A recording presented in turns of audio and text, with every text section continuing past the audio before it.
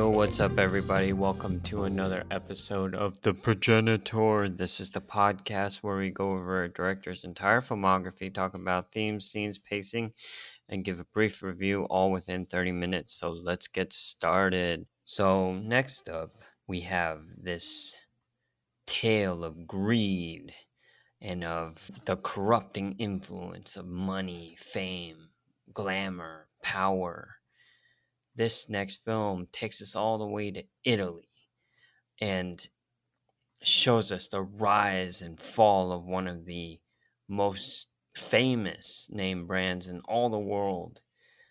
This next film is The House of Gucci. Now, one of the things I want to bring up is this is one of the films I took my wife to see during COVID. We actually watched it in the theaters. We watched Last Duel first, and I knew I had to watch House of Gucci because, as you could tell, I really love Ridley Scott. So we went to watch this, and the Last Duel I mentioned last time that I was really, really absorbed into the story. This one was just as absorbing for many different reasons. So let's get into it a little bit. A brief plot description of this film is Lady Gaga. She plays Patrizia Reggiani, who meets Maurizio Gucci and finds out he's a Gucci, automatically tries to seduce him, tries to get in tight with the Gucci family, hoping for that family discount. And basically, this is her story of getting into the family, watching the corruption within the family, watching how the family operates. You know, you have Aldo Gucci, who's Maurizio's uncle, Paolo Gucci, which is Maurizio's cousin, and Rodolfo Gucci, who is Maurizio's dad. And basically, you just see this whole dysfunctional family of. We only see the sons and the fathers and the uncles, and you see it from Patrizia's viewpoint of how this family is so dysfunctional and what they would do to like hold on to the power of their brand. And it's just really interesting. And then you just see the downward spiral of how power and money corrupts all, because Patrizia wanted into the family. She got into the family, and then all of a sudden she wanted more power, more power, more power. And Maurizio is kind of like, he's kind of one of those guys that doesn't really care until it's too much for him to handle. So things start falling apart because of that. And so that's pretty much the entire story plot without too many spoilers. And if you don't know, Maurizio decides to divorce Patrizia, and then she decides to hire a hitman or hitmen to kill her husband, which she's able to do. And this is all through the help of this fortune teller she's come to become friends with, played by Salma Hayek. Her name is, in the film, her name is Pina. The way I describe it is more of a drama, but this movie is really funny. It has so much going on, and I think that's what one of the detriments, because there's a lot of tones going on. But at the end of the day, Ridley Scott tries to play it as straight as possible, and he lets the actors do the hamming up, and that's where the tones shift a bit, and we'll get into that. But overall, I really enjoyed this film. It's not in the top 10, but it is wonderfully shot, has a wonderful score by Harry Gregson Williams. It's got really good pop music because they're going for that period of time. I think it was the 60s and the 70s maybe. And the performances are top notch, other than one that really just grates on me. That one is Jared Leto's Paolo Gucci, who is just so stupid. And you really do feel bad for him because in the film he's portrayed as like the black sheep of the family. He thinks he has a lot of talent, but he doesn't. No one sees it. He's trying to create his own fashion, but no one wants to invest in him. And it's just the way Leto like plays him. It's over the top. The accent is terrible. This guy, it just seems so deplorable. Although you can see that what they were going for was something a little more like he can't help it, right? He's trying his best, but I wish it wasn't Jared Leto hamming it up. I wish there was a little more sympathy for that character because when you watch the movie, he's in your face, and sometimes it's too much, and sometimes it pushes this film closer to parody than I would like, because all the other actors are doing a great job. They're Although Lady Gaga had some criticisms about her accent, but I thought she was great. I think she's pretty damn great as an actress in this film. But yeah, overall, like everything is like hitting on all cylinders, and it's just this one performance. It's crazy how one performance can take you out of an entire film. And every time Paolo shows up again, it really takes me out every single time. I think the first time I saw it, I really enjoyed it. And then the second time, Paolo just is grading. Third time, grading. And he's the only character that really doesn't understand the film he's in, I feel. Or Ridley Scott didn't rein him in. But other than that, this is an super enjoyable, fun film, and it's very well paced. I thought it moves quickly, and it doesn't outstay its welcome, but Jared Leto does outstay his welcome. So overall, very enjoyable film. I only had one main criticism about this movie. Everything else is just hitting on all cylinders. Next up, let's dive into the cast and the crew. As you guys know, the film was directed by Ridley Scott, produced by Ridley Scott, and one of the producers. So we have some recurring producers. Mark Huffam, he produced The Martian, Exodus, and you have Kevin J. Walsh. He also did Last Duel, All the Money in the World, and this time you have Janina Faccio, who is actually Ridley Scott's wife. She's only produced two films, Matchstick Men and House of Gucci, but she was the one that actually introduced Ridley Scott to the House of Gucci kind of the story, because she's friends with like the family. She's friends with Selma Hayek, whose current husband is like part of the conglomerate that purchased Gucci. It's something really interesting like that. But one thing to know is Janina has been in a bunch of Ridley Scott films since they got together, and she plays cameos. So you know how Alfred Hitchcock normally pops up in a cameo in all of his movies. Janina is Ridley Scott's cameo person. So she's popped up in like Gladiator, Prometheus, Hannibal, Black Hawk Down. She was in Matchstick Men, The Counselor, Exodus, and she was in Kingdom of Heaven as Salahuddin's sister who gets killed. I don't remember but she is a producer in this film. I don't remember if she was actually in this particular film as like a cameo. But let's move on. The screenplay was written by Becky Johnston, who previously wrote 7 Years in Tibet and The Prince of Tides. I remember 7 Years in Tibet. That was a pretty good, pretty interesting Brad Pitt film. I don't know if it was good actually. I might have to revisit that. And then she had help from Roberto Bentevenia. I don't know if I said that right, but and he seems to be new to the scene. It shows him only having House of Gucci and two other films in development, so that's interesting. And it's based off of a book by Sarah Gay Forden. Additionally, we have the editor as Claire Simpson, Darius Wolski, he's back, Arthur and Max, they're both back. We're gonna get into collabs, but these two guys seem to be Ridley Scott's go-to, and we'll talk about that later. The all-star cast, let's get into that a little bit. We have Lady Gaga as Patrizia Reggiani. We have Maurizio Gucci, played by Adam Driver.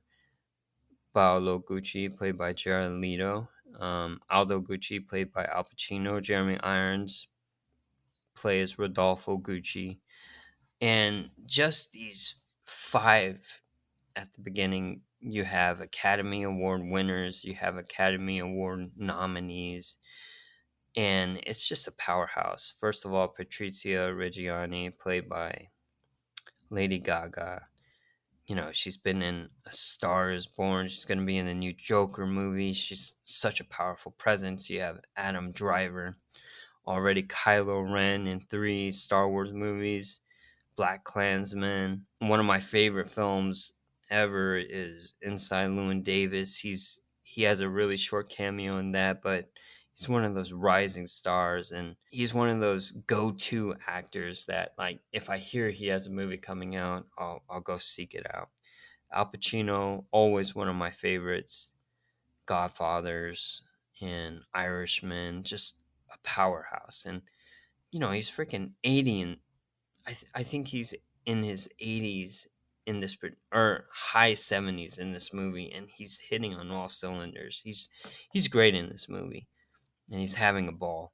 You know, Jeremy Irons really great as well, and then you have Jared Leto. I don't know. I just he's really over the top. And I've realized, like, rewatching some of his films like Requiem for a Dream and just his Joker in Justice League, Zack Snyder's Justice League. And when I look back at his performances, he just seems to overact like every single time. It grows kind of frustrating. Just and yeah, I really don't know what he's doing in this movie. I have no idea what he's doing in terms of the performance, but overall, this is your head, like the main cast, and already you've got all these heavy hitters. So let's get into Ridley Scott collaborations. I want to start with Adam Driver. This is his second movie with Ridley Scott. First one was Last Duel, and he kills it in both. He's very good in this one. Whereas in Last Duel, you have this confident, strong, brash squire who wants to protect his name. In this movie, you have a meek, soft spoken, sort of kind hearted, but at the same, like, not very ambitious, no real direction in terms of his character Maurizio in this film, and he plays it to a T. I think he's wonderful. Then, as I mentioned before, you have Claire Simpson. I believe this is her fourth film. She did Someone to Watch Over Me. She did All the Money in the World, Last Duel, and House of Gucci. And she does wonderful. I feel like the cutting and the pace of this film is perfect. The music cues are perfect, all cut together. Film barely seems to drag, and the only reason it drags is because Jared Leto pops up. And then you have Darius Wolski, and we're talking about more than 7, I would say. He did Exodus, Counselor, All the Money in the World, Alien Covenant, Last Duel, Martian, Prometheus. Oh, House of Gucci. So 8. He did 8, and then Arthur Max with the production design. He's done enough. You know, ever since Gladiator, he's been there. I think the only one he didn't do post Gladiator is probably, okay, he didn't do Hannibal, and he did not do Matchstick Men. That's for sure. If Arthur Max did Matchstick Men, they would have shot at LAX rather than the Anaheim Convention Center. I'll say that much. But yeah, I think this whole production team is hitting on all cylinders, especially with Arthur Max, because Arthur Max knows period. He knows, he's just really good putting you in the time period that you're supposed to be in. So I love their collaboration. He doesn't need castles, but he's always great at being very specific with the period of time these films are supposed to be in. So there you go. Wife's Corner. My wife really enjoyed this movie. She wanted to show it to all of her friends after we saw it. And so yeah, she really enjoyed it. Let's get into some themes, shall we? Number one, empowered female characters. Ding ding ding. Patrizia is a firebrand. She is so strong, so powerful. She overpowers Maurizio, which I think is one of the reasons why he kind of freaks. And he doesn't know how to handle her. And because of that, like that leads to their relationship kind of splintering. And he decides to leave her. But overall, all she really wanted to do, it seems, is like make him a stronger presence in the family. And of course, it comes down to money, right? And money and power. But at the same time, there has to be some connection that brought them together in the first place, you know? So, yeah, she's very, very strong. Nature's space is a hostile and uncontrollable environment. Ding, ding, ding. Of course, everywhere they go, they're bombarded, right, with temptations. And in this case, it's not really space. It's the nature of where they are, right? Patrizia is brought into the Gucci family and she sees all this power, all these like estates, and these things have corrupting ideals to them. She sees New York and she wants a piece of it. And while all that is going on, there's always people in the backgrounds of these environments trying to steal it away from them wherever you go. So that's kind of what I'm thinking when it comes to nature. It's human nature in this case that's the hostile and uncontrollable environment, because there's people looking out for you and there's people that are not, right? There's cities that are protecting you and there's cities that are not, right? So there you go. The only way to survive is to adapt. This one is really interesting because Patrizia adapts to the family at first and then goes her own way, which drives her away from Maurizio. Maurizio just goes along, right? He doesn't really adapt. He goes along with the flow. He doesn't have any kind of ambition really until later on. He's like, I don't need my wife. I'll do it myself, right? And guess what? He did need his wife. So in this one, the only way to survive is to adapt. And guess what? Patrizia adapted to every single character. She survived.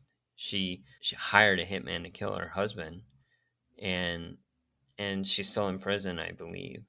But guess what? She made it. She made it through all this crap that happened to the Gucci family. So yeah, she adapted because she's a survivor. Do not trust rich people. I'm going to combine that with money is coveted. This is a huge one because that is all Patrizia ever wanted.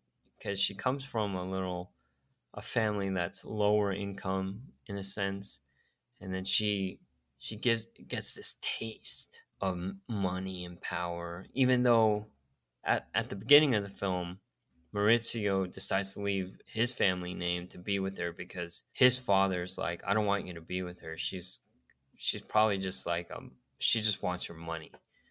And so he goes to live with her, and she welcomes him into her family and he loves it. Like, being in this family where there's no real fame or fortune.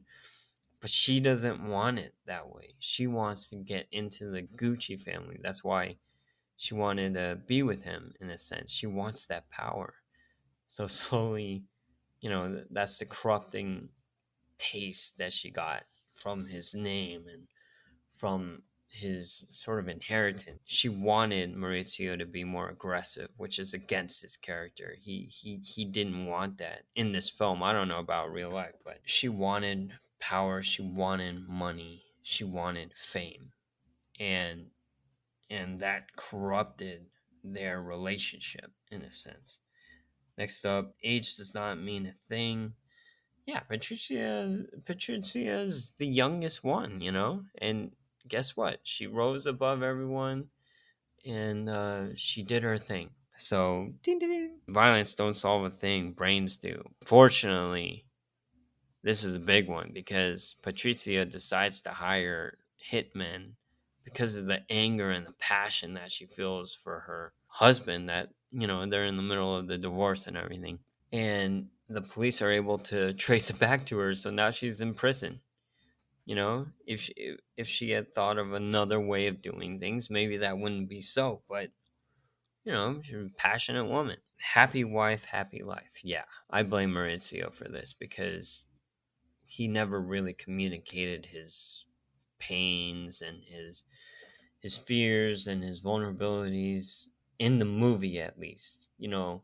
He tried to, but Patrizia is a very strong lady, so she kind of overpowered him every time he was like, "Why are you doing this? This is my family."